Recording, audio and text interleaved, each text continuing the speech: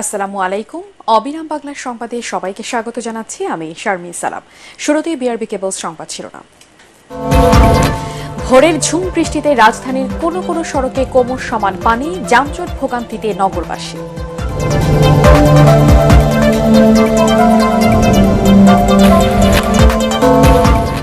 DB office আর ভাতের hotel হবে না, কাউকে গুমও করবে না, বললেন গোয়েন্দা প্রধান রেজাউল করিম মল্লিক।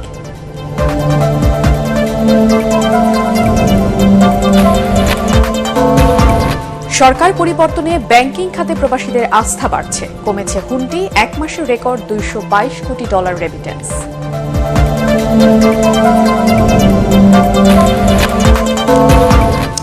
এবং প্রধান উপদেষ্টা জাতিসংঘ অধিবেশনে যোগ দেওয়ার আগেই ঢাকা আসছেন মার্কিন সহকারী পররাষ্ট্রমন্ত্রী ডোনাল্ড লু।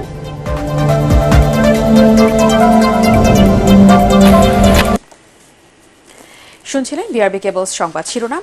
এবারে বিস্তারিত। রাজধানীতে ভোর থেকে শুরু হয়েছে ঝুম বৃষ্টি। থেমে থেমে অঝোর ধারার এই বর্ষণে নগরীর একাধিক জায়গায় জলাবদ্ধতা সৃষ্টি হয়েছে। কোথাও কোথাও জমে গেছে কোমর সমান পানি। মোহাম্মদপুর, ধানমন্ডি, কলাবাগান, কাঁঠালবাগান, কারওয়ান বাজার, শেওড়াপাড়া, মালিবাগ, পশ্চিম তেজতুরি বাজার, তেজগাঁও, তেজকুনিপাড়া সহ বিভিন্ন এলাকার রাস্তায় তৈরি হয়েছে যানজট, জনদুর্ভোগ। চরম ভোগান্তিতে পড়েছেন অফিসগামী মানুষ ও শিক্ষার্থীরা। দুর্ভোগ বেড়েছে শ্রমিক, দিনমজুর সহ নিম্ন আয়ের মানুষের। এদিকে দেশের 12 অঞ্চলের উপর দিয়ে দুপুর 1টার মধ্যে সর্বোচ্চ 60 কিলোমিটার বেগে ঝোড়ো হাওয়া সহ বৃষ্টি হতে পারে বলে জানিয়েছে আবহাওয়া অধিদপ্তর। দেশের অভ্যন্তরীণ নদীবন্দরসমূহের জন্য দেয়া আবহাওয়া অধিদপ্তরের পূর্বাভাসে এই তথ্য জানানো হয়েছে। পাশাপাশি উপকূলীয় এলাকার নদীবন্দরগুলোকে 1 নম্বর সতর্কতা সংকেত দেখাতে বলা হয়েছে।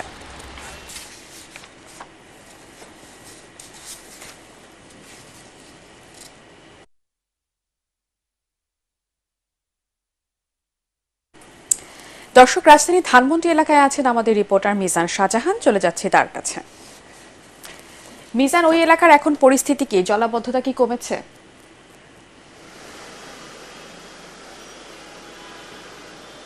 শারমিন, আপনাকে ধন্যবাদ। আমি এখন আছি ধানমন্ডির 27 নম্বরে রাফা প্লাজার ঠিক সামনে। এখানে আপনি দেখতে পাচ্ছেন যে সড়কে হাঁটু পরিমাণ পানি। এই পানির উপর দিয়ে কিন্তু প্রাইভেট কার, সিএনজি, মোটরসাইকেলগুলো চলছে এবং অবস্থা দেখে আপনি বুঝতে পারছেন যে কি পরিমাণ পানি এখনো জমে আছে। ভোর 5টা থেকে বৃষ্টি শুরু হয়েছে এবং টানা 3 ঘন্টা অর্থাৎ সকাল 8টা পর্যন্ত মুষলধারে বৃষ্টি হয়েছে।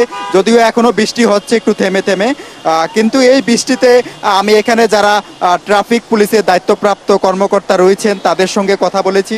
তারা যেটি জানিয়েছেন যে আরও 1 ঘন্টা আগে এখন যে পানি রয়েছে এর চেয়ে দ্বিগুণ পরিমাণে পানি এখানে ছিল, অর্থাৎ তখন কোমর পরিমাণ পানি ছিল, এখন হাঁটু পরিমাণ পানি রয়েছে। এর ভিতর দিয়ে এখানে যানবাহনগুলো চলাচল করছে। আর আরেকটি বিষয় হলো যে এই পানি জমার কারণে এটি যে শুধু ধানমন্ডির 27 নম্বরের সড়কে জমেছে তা নয়, মোহাম্মদপুর, মিরপুর, শ্যামলী এবং ধানমন্ডির শঙ্করেও এরকম পানি জমেছে। এসব কারণে ওই সমস্ত সড়কে যানবাহন সচল রাখতে গিয়ে হিমশিম খেতে হচ্ছে ট্রাফিক বিভাগকে। ফলে সড়কের অনেক স্থানে তীব্র যানজট লেগেছে। আমি কিছুক্ষণ আগে নীলক্ষেত মোড় থেকে ধানমন্ডির দিকে এসেছিলাম। আমি জানতে পেরেছি যে নিউ মার্কেট মোড় থেকে শুরু করে গাবতলী পর্যন্ত পুরো সড়কটিতে যানবাহনে কোনো গাড়ির চাকা নড়ছে না। আর এই কারণে সবচেয়ে বেশি ভোগান্তিতে পড়েছেন যারা অফিসগামী মানুষ, অর্থাৎ যাদের সকাল 9টায় সরকারি কর্মকর্তাদের অফিস রয়েছে, এছাড়া 10টায় ব্যাংকিং আওয়ার। এই কারণে যে সমস্ত অফিসগামী কর্মস্থলমুখী মানুষ সকালে নির্ধারিত সময় হাতে নিয়ে বের হয়েছেন, তারা নির্ধারিত সময়ে অফিসে পৌঁছতে গিয়ে ভোগান্তিতে পড়েছেন। আর সবচেয়ে বেশি ভোগান্তিতে পড়েছেন যারা শিক্ষার্থী রয়েছেন, তারা স্কুল কলেজে যাওয়ার উদ্দেশ্যে স্কুল কলেজে নির্ধারিত পোশাক পরে তারা বেরিয়ে হয়েছেন। তাদের অনেকেই ভিজে অথবা সড়কে যে ম্যানহোলের যে গর্ত রয়েছে সেই গর্ততে পরেও অনেকে কিন্তু এখানে নাজেহাল হয়েছেন। এই হচ্ছে এখানকার অবস্থা। আর শারমিন, আমি যেটি আবহাওয়া অফিসে কিছুক্ষণ আগে কথা বলেছি, তারা জানিয়েছেন যে যেহেতু এটি ভাদ্র মাসের মাঝামাঝি, তাই এই বৃষ্টি থেমে থেমে পুরো মাস জুড়েই হবে এবং তারা আশঙ্কা করছেন যে আজকে যে বৃষ্টিপাত শুরু হয়েছে এটি আগামীকাল পর্যন্ত অব্যাহত থাকতে পারে এবং নদীবন্দরকে যে 1 নম্বর সতর্ক সংকেত দেখানো হয়েছে এটি দরকার হলে তারা বাড়াবেন বলেও আমাদের জানিয়েছেন। শারমিন, এই হচ্ছে আমার কাছে জলাবদ্ধতার সবশেষ খবর। মিজান, আপনাকে ধন্যবাদ। ভাতের হোটেল হবে না, ডিবি অফিস হবে সেবা কেন্দ্র। কাউকে গুম করবে না পুলিশের এই বিশেষ ইউনিট। দায়িত্ব নিয়ে এটিএন বাংলাকে এসব কথা জানালেন গোয়েন্দা পুলিশের ঢাকা মহানগরের প্রধান রেজাউল করিম মল্লিক। তিনি জানান পুলিশের ভাবমূর্তি উন্নয়নে কাজ করবেন, তবে রাজনৈতিক হাতিয়ার হবে না পুলিশ। নিরঞ্জন দেবের ক্যামেরায় মাহবুব কবির চপলের বিশেষ রিপোর্ট। 1998 সালে পুলিশে যোগ দেন বিসিএস 17 ব্যাচের কর্মকর্তা রেজাউল করিম মল্লিক, কিন্তু 19 মাসের মাথায় তাকে চাকরিচ্যুত করা হয়। 2002 সালে মামলা করে চাকরি ফিরে পান তিনি, পরে আবারও বঞ্চনার শিকার। তার ব্যাচের কর্মকর্তারা অতিরিক্ত আইজিপি হলেও তিনি থেকে যান এসপি পদেই। 5 আগস্ট পট পরিবর্তনের পর ডিআইজি পদমর্যাদায় তাকে ঢাকা মহানগর গোয়েন্দা পুলিশ ডিবির প্রধান হিসেবে দায়িত্ব দেওয়া হয়। 17-18 বছর নিষ্পেষিত, নির্যাতিত, নিপীড়িত, অবহেলিত, অপমানিত হয়েছি বিভিন্ন স্তরে বিভিন্ন কর্মকর্তার দ্বারা। অনেকে ট্রল করতো যে ডিবি মানে হচ্ছে ভাতের হোটেল, কেউ কেউ বলতো যে হারুনের ভাতের হোটেল। এটা কি ভাতের হোটেল থাকবে নাকি সেবা কেন্দ্রে আসলে পরিণত করবেন আপনারা? এখানে কোনো ভাতের হোটেল, চাইনিজ হোটেল বা চায়ের হোটেল কিছুই থাকবে না। এখানে সেবামূলক প্রতিষ্ঠান থাকবে। মানুষের সেবা করার জন্য যা যা প্রয়োজন আমরা তাই করব। ডিবি অফিসের মধ্যেও আয়নাঘর দেখেছিলাম আমরা। সেই আয়নাঘরটা কি এখনো থাকবে নাকি আসলে ডিবি অফিসের স্বচ্ছতা নিশ্চিত করা হবে?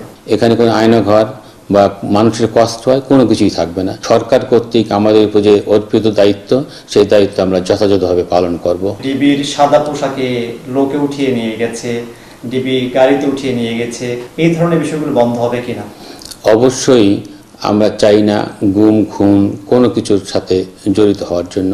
ছাত্র জনতার অভ্যুত্থানের ফলে যে একটি স্বাধীন বাংলাদেশ আমরা পেয়েছি, বিশ্ববরেণ্য ব্যক্তিত্ব নোবেল বিজয়ী প্রফেসর ডক্টর ইউনূস স্যারের নেতৃত্বে আমাদের মাননীয় স্বরাষ্ট্র উপদেষ্টা মহোদয় তাদের নির্দেশাবলীতে আমরা আমাদের কাজ করে যাব।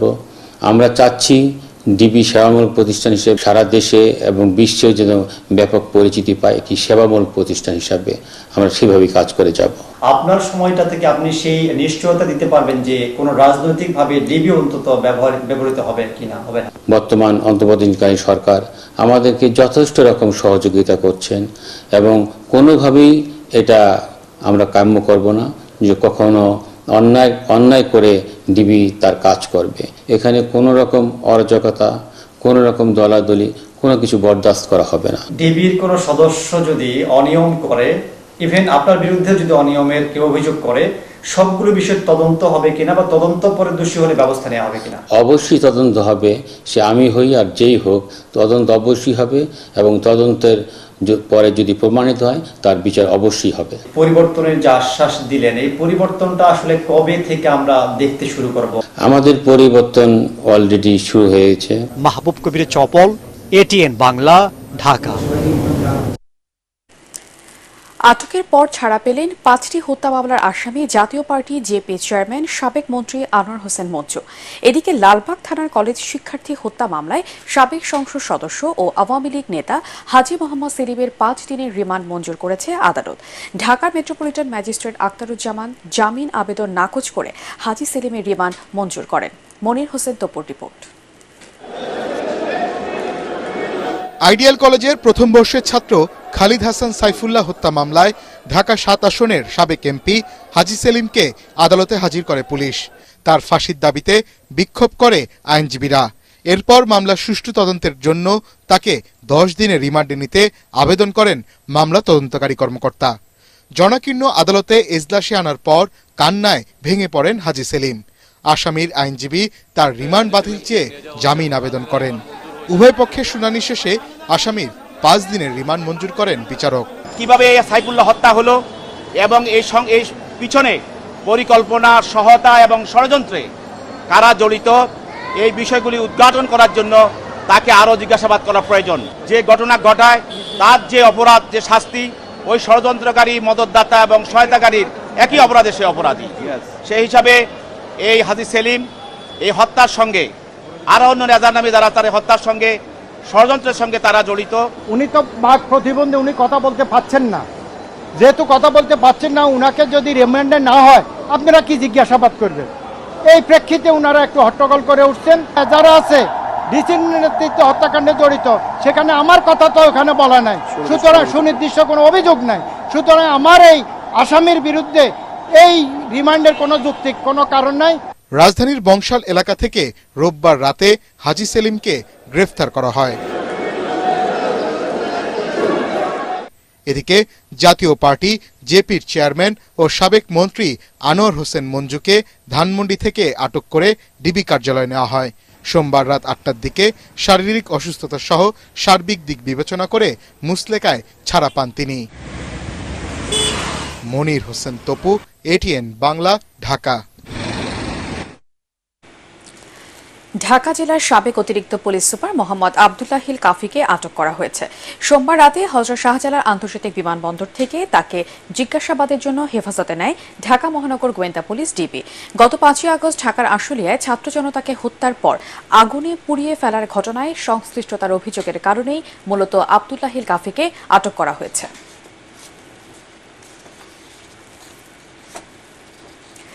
সরকার পরিবর্তনের কারণে ব্যাংকিং খাতে আস্থা ফেরায় প্রবাসী আয়ের সুবাতাস বইতে শুরু করেছে। অর্থ পাচার বন্ধ থাকায় আগস্টে দেশে রেকর্ড 222 কোটি মার্কিন ডলার রেমিটেন্স এসেছে। বিশ্লেষকরা বলছেন, প্রবাসীদের সম্মানিত করার পাশাপাশি সুযোগ সুবিধা দেয়া গেলে রেমিটেন্স আরও বাড়বে। কেন্দ্রীয় ব্যাংক বলছে, রেমিটেন্স আরও বাড়াতে এরই মধ্যে বেশ কিছু উদ্যোগ নেওয়া হয়েছে। ইমদাদুল্লাহ বাবুর রিপোর্ট। বৈষম্য বিরোধী ছাত্র আন্দোলন চলাকালে শিক্ষার্থীদের প্রতি সমর্থন জানিয়ে রেমিটেন্স প্রবাহ বন্ধ রেখেছিলেন প্রবাসী কর্মীরা। এর প্রেক্ষিতে আগস্টের প্রথম দিকে আসে মাত্র 96.6 মিলিয়ন মার্কিন ডলার প্রবাসী আয়। আওয়ামী লীগ সরকার পতন হলে বাড়তে থাকে রেমিটেন্স প্রবাহ। গেল মাসে 168টি দেশ থেকে 1 কোটিরও বেশি প্রবাসী কর্মী 222 কোটি মার্কিন ডলার রেমিটেন্স দেশে পাঠিয়েছেন, যা 2023 সালের আগস্ট মাসের চেয়ে 39% বেশি। কেন্দ্রীয় ব্যাংক বলছে, ডলারের বাজার দর এক্ষেত্রে গুরুত্বপূর্ণ ভূমিকা রেখেছে। আগে যে 2 পয়েন্ট ব্যান্ডটা ছিল সেটাকে ইনক্রিজ করে একটু বাড়ানো হয়েছে, যার ফলে রেটটা অনেকটা মার্কেট বেসড হয়েছে। এছাড়া বিভিন্ন সংস্কার কার্যক্রমের ফলে ব্যাংকিং সিস্টেমেও একটা ইতিবাচক ধারা পরিলক্ষিত হচ্ছে। বিশ্লেষকরা বলছেন, কর্পোরেট ব্যাংক মালিকরা ব্যাংকের নামে রেমিটেন্স সংগ্রহ করে তা দেশে না পাঠিয়ে আত্মসাৎ করতেন। ফলে ব্যাংকিং চ্যানেলে আস্থা হারিয়েছিলেন প্রবাসীরা। কর্পোরেট ব্যাংকগুলোর মালিক ছিল, তথাকথিত কর্পোরেট প্রতিষ্ঠানগুলো ব্যাংকগুলো দখল করে রেখেছিল। বাংলাদেশ ব্যাংক তাদের নিজস্ব আইনের মাধ্যমে সরিয়ে দেওয়া হলো। এইসব ব্যাংক মালিকরা কিন্তু তাদের যে বিদেশে রেমিটেন্স হাউসগুলো ছিল, তারা কিন্তু যে অর্থটা কালেকশন করতো, সেই কালেকশন কিন্তু অর্থটা কিন্তু দেশে আনতো না। সে নিজে বাড়ি করতো, গাড়ি করতো, সম্পদ করতো, আন্ডার ইনভয়েসিং এর টাকা দিত। সুতরাং এই ঋণ থেকে যখন এরা আউট হয়ে গেল, এটাই কিন্তু আমাদের রেমিটেন্স প্রবাহ এখন বাড়তে থাকবে। বাংলাদেশকে ঋণ দেওয়ার ক্ষেত্রে সেপ্টেম্বরে রিজার্ভ সংরক্ষণে আইএমএফ এর অন্তত 14.88 বিলিয়ন মার্কিন ডলার ধরে রাখার শর্ত ছিল, যা এরই মধ্যে পূরণ হয়েছে। তাই রেমিটেন্সের এই গতি ধরে রাখতে প্রবাসীদের বিশেষ সুযোগ সুবিধা দেওয়ার পরামর্শ বিশ্লেষকদের। এখন আমরা দেখতে পাচ্ছি এয়ারপোর্টে একটু সম্মান প্রদান করা হচ্ছে। প্রবাসীদের জন্য কোনো বন্ড তৈরি করা যায় কিনা, প্রবাসীদের সন্তানদের যদি লেখাপড়ার জন্য একটা বিশেষ ব্যবস্থা করা হয় যে প্রত্যেকটি সরকারি স্কুলে প্রবাসীরা 1% 2% তাদের সন্তানরা লেখাপড়া করতে পারবে, বা তাদের জন্য বিশেষ এলাকাটা বরাদ্দ করে একটা জমি সরকারি মূল্যে দেওয়া যেতে পারে। এই সকল নানা রকম ভাবে যদি তাদেরকে প্রণোদনা দেওয়া হয়, এই 6 মাসেই কিন্তু আমরা মনে করি আমরা 30-32 বিলিয়ন ডলার পর্যন্ত আমরা অ্যাড্রেস করতে পারবো। প্রবাসী কল্যাণ মন্ত্রণালয় আছে, বাংলার ব্যাংক আছে, সবাই মিলে এই রেমিটেন্স বৃদ্ধির কাজগুলো করে থাকি এবং সেটা কিন্তু কন্টিনিউ আছে এবং ভবিষ্যতেও থাকবে। সুতরাং আমরা মনে করি যে সামনেও হয়তো রেমিটেন্স আরো বৃদ্ধি পাবে। 2024-25 অর্থ বছরের প্রথম 2 মাসে 4.12 বিলিয়ন মার্কিন ডলার প্রবাসী আয় দেশে এসেছে। ইমদাদুল্লাহ বাবু, এটিএন বাংলা, ঢাকা।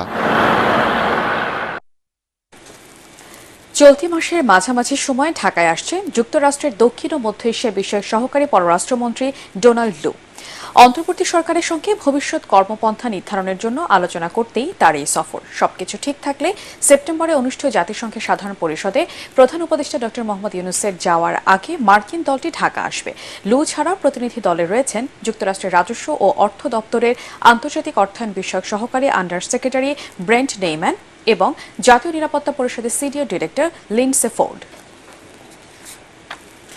জনগণের ভোটাধিকার পুনঃপ্রতিষ্ঠা করতে বিএনপি তত্ত্বাবধায়ক সরকার ব্যবস্থা সংবিধানে আবারও সংযুক্ত করতে চায় বলে জানিয়েছেন দলের ভারপ্রাপ্ত চেয়ারম্যান তারেক রহমান। তৃণমূল নেতাকর্মীদের সাথে ধারাবাহিক মতবিনিময়ের অংশ হিসেবে খুলনা বিভাগের সভায় তিনি এই অঙ্গীকার ব্যক্ত করেন।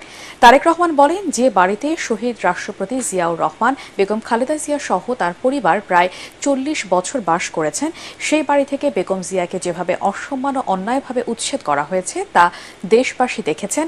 বিনা চিকিৎসায় তার একমাত্র ভাইকে মৃত্যুবরণ করতে হয়েছে। একই সাথে তৃণমূলের কয়েক লাখ নেতাকর্মীকে মামলা হামলায় জর্জরিত হয়ে মানবেতর জীবনযাপন করতে হয়েছে।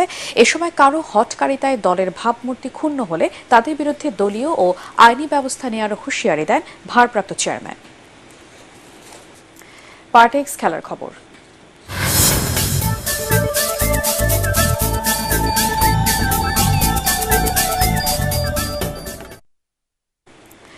ক্রীড়াঙ্গনে অনিয়ম আর দুর্নীতি তুলে ধরতে অনুসন্ধানী সাংবাদিকতার উপর জোর দিতে বললেন ক্রীড়া উপদেষ্টা আসিফ মাহমুদ সজীব ভুঁইয়া।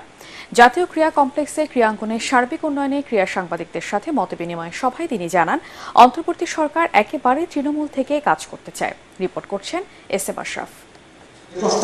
কথায় নয়, কাজে বিশ্বাসী। দায়িত্ব গ্রহণের পর থেকে বোর্ড আর ফেডারেশনগুলোর সাথে নিয়মিত আলোচনার মধ্যে দিয়ে সে বার্তাই যেন দিতে চাইছেন ক্রীড়া উপদেষ্টা। দেশের ক্রীড়াঙ্গনের বাস্তব অবস্থা বুঝে নিতে এবার শুনলেন ক্রীড়া সাংবাদিকদের কথা। মতবিনিময়ে সাংবাদিকরা বলেন, গত 15 বছর অবকাঠামোগত উন্নয়নে সরকারের অর্থ খরচ হলেও বাস্তবে ক্রীড়া উন্নয়ন হয়নি।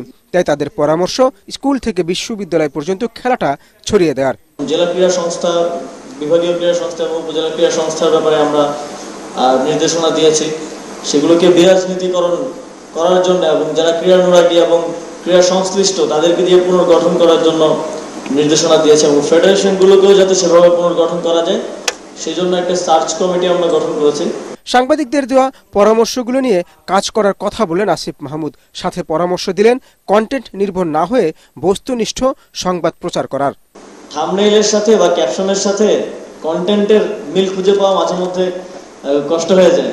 কিছু নিউজ অনেক প্লেয়ারদেরকে মানে ইনস্ট্যান্ট বড় একটা টুর্নামেন্টের আগে প্লেয়ারের সাইকোলজিকে ডিস্টার্ব করার মতো অনেক নিউজ হয় এবং সেগুলো অনেকগুলোই অ্যাজাম্পশন বেসড নিউজ আমি দেখেছি আর কি। আমি অ্যাডভাইজার হিসেবে বলছি না, আমি এটা একজন দর্শক হিসেবে দেখেছি। তো সেই জায়গায় আপনারা পরিবর্তন আনার চেষ্টা করবেন, বস্তুনিষ্ঠতা আনার চেষ্টা করবেন। এ সময় ক্রীড়া উপদেষ্টা জানান, সাংবাদিকদের বেতন কাঠামো ঠিক করার চিন্তা ভাবনাও আছে অন্তর্বর্তীকালীন সরকারের। এস.এম. আশরাফ, এটিএন বাংলা, ঢাকা। শেষ করার আগে বিআরবি কেবল সংবাদ শিরোনাম আরেকবার। ভোরের ঝুপ বৃষ্টিতে রাজধানীর কোনো কোনো সড়কে কোমর সমান পানি, যানজট ভোগান্তিতে নগরবাসী।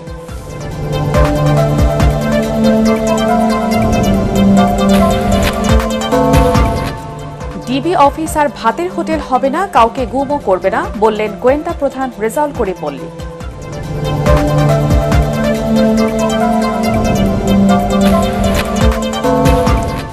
সরকার পরিবর্তনে ব্যাংকিং খাতে প্রবাসীদের আস্থা বাড়ছে, কমেছে হুন্ডি, এক মাসে রেকর্ড $222 কোটি রেমিটেন্স।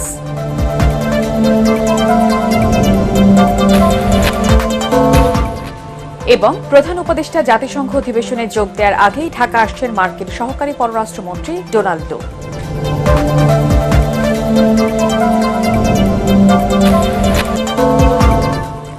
পরবর্তী সংবাদ দেখার আমন্ত্রণ জানিয়ে এখনকার মতো শেষ করছি। এটিএন বাংলার সংবাদ ইউটিউবে দেখতে ব্রাউজ করুন, youtube/ATN Bangla News।